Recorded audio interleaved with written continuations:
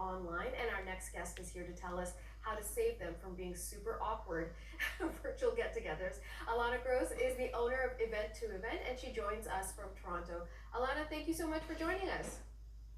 No problem. How are you? I'm very good. I've donned some festive wear, tried to get into the spirit, even though there's no parties, at least for me. I guess other people are having parties. But first off, how much interest are you seeing in businesses and other private groups and individuals about holding virtual holiday parties? I was actually pleasantly surprised that, it's really changed now. And there was a huge influx of people calling in and wanting to do something for their employees. So it was actually wonderful the last couple of weeks. And a lot of I people, think, sorry, go ahead. no, I was just going to say that I think people are craving human interaction. So hence the reason for last minute calls. Okay, what just happened between you and me is exactly a perfect example of, online awkwardness. It's not like being in a person where you can see the body language changing, there's a slight delay in the line. So, how do we have online Zooming parties that aren't like this, where people are talking over each other, it's super halted and weird?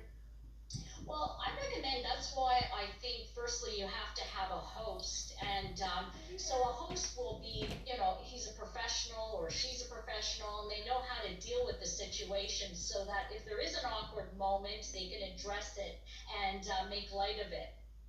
And how do you make that feeling different from, our work Zoom meetings? Well, I think first of all, it's like I say to my clients, why not dress for the event? If you dress up, you don't have to come formal to the virtual event, but what you can do is even do like an ugly sweater, contest or something. Make it fun so that people want to come to the event. That's what I recommend. Okay, my senior producer very correctly wants to know what are the no-nos? What should you not do at these parties? Well, what you should not do is probably drink too much. I always make a joke and say that wouldn't go over well. So think about it as if you're actually, how would you behave if you were actually attending an in-person holiday party, right? So I suggest, limit the amount of alcohol. Um, and I think there's not really too many things you shouldn't do. It's more of what you should do, and that's what I always tell people. And are there themes, like should people be decorating? How do you make it feel more festive other than getting dressed up? Well, what we're doing for a lot of clients is we're doing party in a box. And so what happens is we send these wonderful boxes to people prior to the event. So let's say we have some party favors and, little party hats, whatever they need to sort of make it a little bit more festive. And that seems to help as well. So sometimes it's a little bit, like I said, holiday decor, so that they could actually put that online during the Zoom party. Okay, and a lot of people will be celebrating with their families virtually as well. So, any different kinds of tips for them?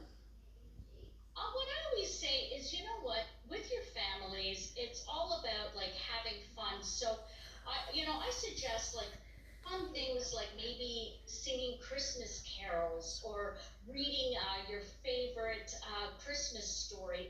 Try to bring back the intimacy level so that, you don't really feel like you're on Zoom or on camera. You're basically trying to make it a little bit more intimate with your family. Maybe do something like maybe cooking together or doing baking gingerbread cookies, something really special and nice. Okay, really good tips. Thanks so much, Alana.